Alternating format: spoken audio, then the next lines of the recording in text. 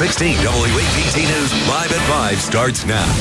Eerie video of the tornado that slammed Hattiesburg and surrounding areas. New images of the damage left behind. Plus, emergency leaders and charities are stepping in to help storm victims. We have team coverage tonight. And Pope Benedict XVI is stepping down. The historic move that has the Vatican searching for the next leader. Now, your weather first. And the rain train continues. Look at all the rain across the south. Right there it is, across Mississippi and Louisiana. I think we're going to get a little bit of a break later this evening, but there is a lot of rain in the forecast, and that has been a big story outside of the tornado. If we could go over to the maps, which has just been upgraded to an EF4, the Oak Grove portion, with winds of 170 miles per hour. The USM portion was rated at EF3 with 150 miles per hour. Rainfall totals around the Jackson metro area are between 3 and 4 inches. Hattiesburg is coming up on 6 inches. So we'll talk about more rain and when it gets out of here coming up.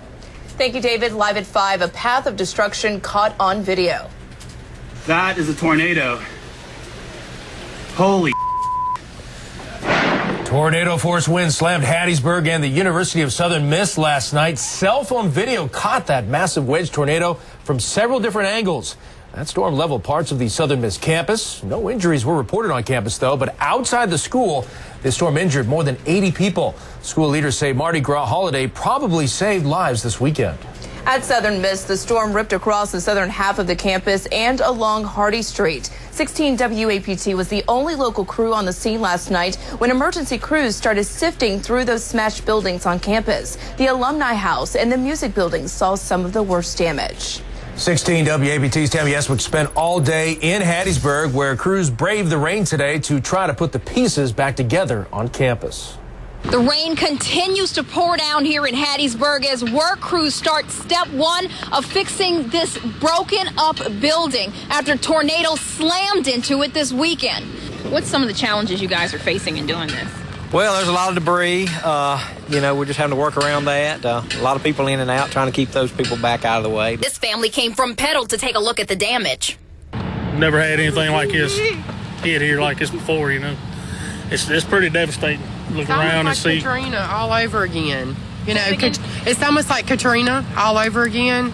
You know, of course, tornadoes usually don't come through here, but it just kind of gives you, flashbacks of what we went through with Katrina. Crews say it should take them about a day to finish putting up this chain link fence. They're working towards the backside of this building right now. They say after the rain clears, they can get a true assessment of the damage inside this building. Meanwhile, the campus is completely littered with trees on this side. Take a look at some of the damage right here. There's even pieces of mangled metal wrapped in some of the tree branches. In Hattiesburg, Tammy Eswick, 16 WAPT News. And we have some new pictures into our newsroom tonight. A bird's eye view of the destruction in Hattiesburg. You can see in these aerial photos several damaged homes and debris scattered for miles. Right now, the Weather Service says some of the worst damage happened in West Hattiesburg and the Oak Grove areas. Oak Grove High School sustained major damage. On the ground, there is a massive cleanup effort. Trees are splintered and uprooted, and buildings are destroyed and heavily damaged. More than 80 people were injured, but no deaths have been reported. Well, the damage isn't just in Hattiesburg. 16 WAPT's Scott Simmons spent the day in Petal, where more than 100 homes were damaged or destroyed. He continues our team coverage. This is the main thoroughfare in Petal, Mississippi, a steady stream of cars and workers working in and out of the neighborhoods that took a big hit yesterday when a tornado rolled through about 4:30. Take a look over here, and what is left of the Ace Hardware in Petal. The only thing really left standing is a Coke machine in the middle. Residents have been dealing with the aftermath all day long, trying to pick up the damage and debris from a storm that hit here about 4:30. One resident put it aptly. All hell seemed to break loose then. Right now, though, a lot of work underway. A lot of residents still stressed out about the storm that came through with such fierce ferocity. Put them in the hallway and covered them with pillows and blankets and myself. That's all I could do.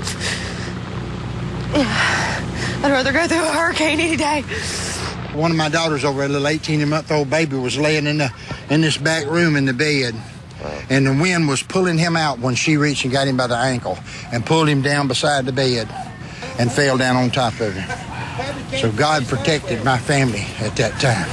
Dozens of homes damaged just in this area. It's hit and miss depending on where you stand. For example, across the street over here, one home has been taken out.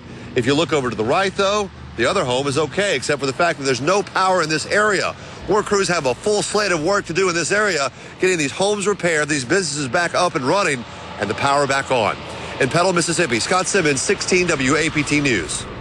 That is incredible there. Well, several agencies from Jackson are scrambling to help with recovery efforts to the south of us. 16 WAPT's Andrew Kinsey explains how MEMA and the Salvation Army are assisting in the aftermath. It looks like the damages were very extensive. State officials are surveying the trail of destruction left behind by this massive tornado. Holy. Cell phone video captured the terrifying moments as the twister went barreling towards downtown Hattiesburg Sunday. We saw it start on that hill earlier. Oh, no. We saw it. The storm slammed everything in its path. If you can think of a type of damage, we've probably seen it. At the state's Emergency Operations Center in Pearl, officials are coordinating resources. We've been sending additional MEMA personnel. Area coordinators have been going out and assisting the local emergency managers. We also have members of the Special Operations Group from Highway Patrol, 20 officers down there right now. MEMA leaders say their primary focus is to help cities assess the damage to determine what federal assistance they can get. So far, at least 9 counties have reported damage to homes, businesses, and schools. I didn't believe I'd ever see a tornado other than on television. The storm left hundreds of people in the dark, some with no food or water. We'll be serving anyone who has been affected. A team of volunteers left from the Salvation Army's headquarters in Jackson Monday. Equipped with 2 mobile feeding units, these crews can serve up to 5,000 hot meals and cold drinks a day. It's very important that we give these things to help people get to the next step. One step on a long road of recovery for many. Officials here at MEMA tell me their crews will remain in those areas impacted until local officials no longer need them. In Pearl, Andrew Kinsey, 16 WAPT News.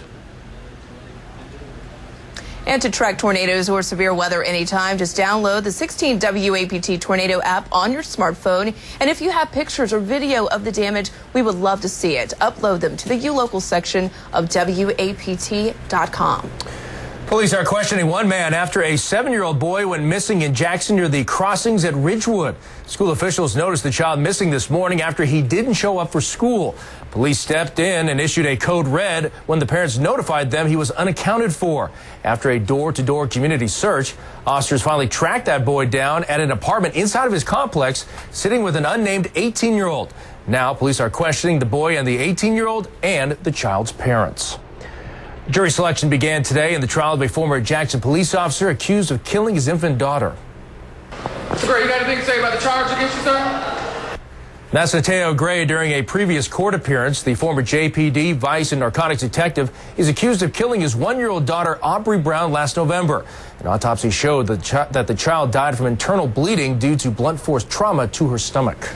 This is new at 5. Surprise all over the world after Pope Benedict XVI announced today he's resigning.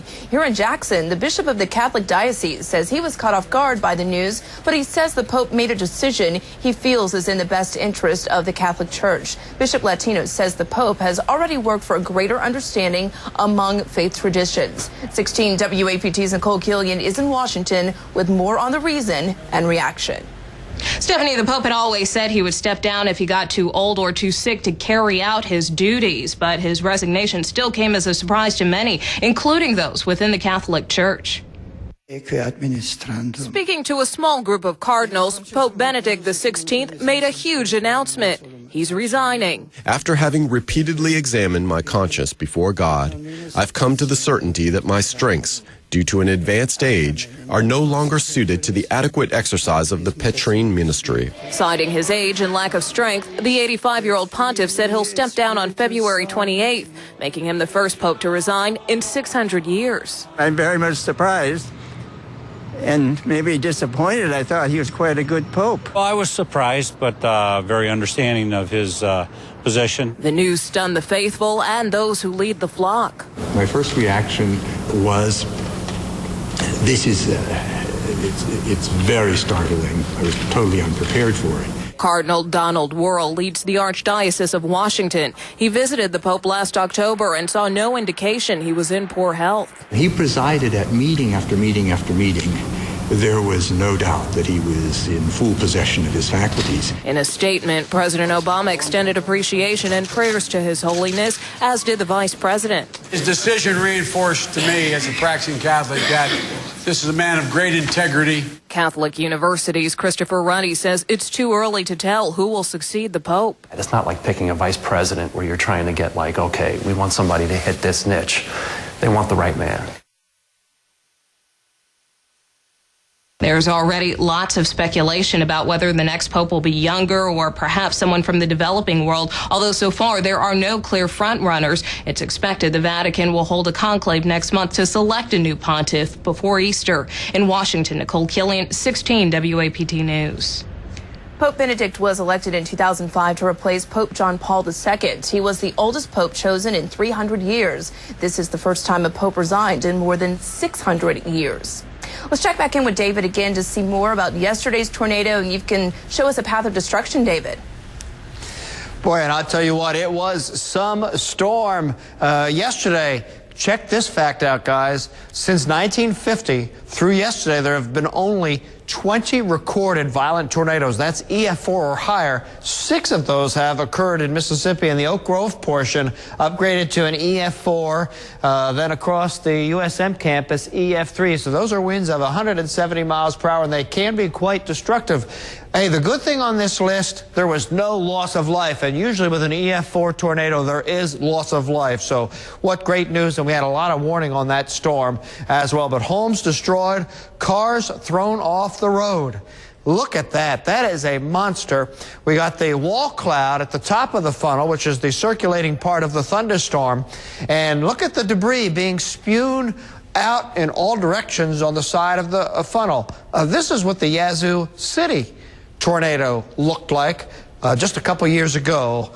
Just a wedge tornado with a rotating wall cloud. Just a spectacular sight from Mother Nature. And those flashes, those are power flashes, power lines exploding.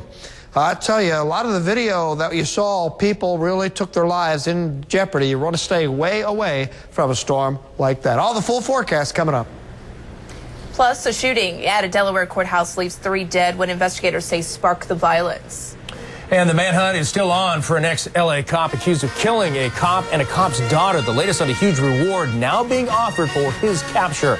You're watching 16 WAPT live at 5. The Associated Press Best Newscast in Mississippi and an Emmy Award for Best Newscast in the Southeast region. This is 16 WAPT News, the one to watch.